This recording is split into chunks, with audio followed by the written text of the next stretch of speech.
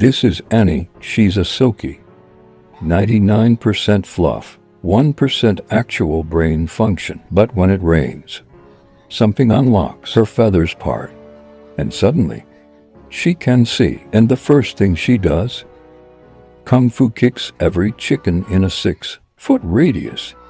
She's like, I have clarity, now die. If it doesn't rain, she walks into walls, or straight into a hawk's lunch menu.